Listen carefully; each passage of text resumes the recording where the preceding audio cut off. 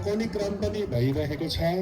हाम्रो कन्टिन्यू भक्तहरूलाई प्रसाद महाप्रसादी हामीले वितरण गरिरहेका छौँ र हामी सकेसम्म हाम्रो आज सोमबार का दिन यहाँ वो बाल्छ न त्यो मिसिन जस्तो मान्छे त होइन। भोला बाबाको शिवरात्रिमा जाडो लाग्छ त्यो आगो बाल्छ कि त्यही आज आदेश्वर महादेव आएको छु कि यहाँ मलाई एकदम खुसी लाग्छ। यहाँ आयो भने मलाई यहाँ त जानै मन लाग्दैन। खुब रमाइलो लाग्छ। प्रसादीहरू खाइराखेको छ मान्छेहरू खुब रमाइलो भइरहेको छ। यो 15 मिनेट भित्रमा हजुरहरूले सम्पूर्ण आफ्नो प्रसादी लिने गएको छ हाम्रो शर्माजी कि अब प्रसादी खाएर जाने समयमा हाम्रो गुरुले प्रसादी माटी राखेको छ। यहाँ हेर्नुहोस् प्रसादी बाँटी राखेको छ। यहाँ सबै चिज दिइराखेको छ।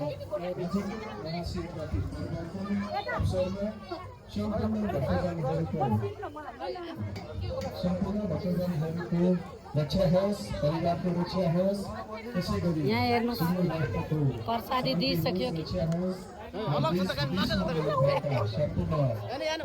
नेपाली दाजुभाइहरूको देवादिदेव महादेव भगवान आदेश्वरले रक्षा गरौँ। आदेश्वर महादेवको एउटा खुब मन लाग्छ यहाँ पहिचान छ।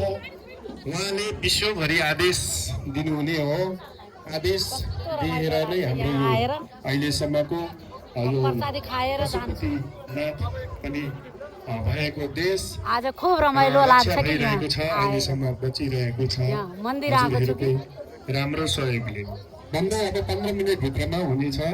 हजुरहरू सबै धैर्यताका साथ आरतीमा सहभागी हुन अनुरोध गर्दछु र आरती हजुरहरूले श्रवण गर्नुहोस्, लिनुहोस् भन्दै आजको यस कार्यमा अप्रत्यक्ष प्रत्यक्ष र विशेष गरेर सहयोग गरिदिने हुने सम्पूर्ण भक्तहरूलाई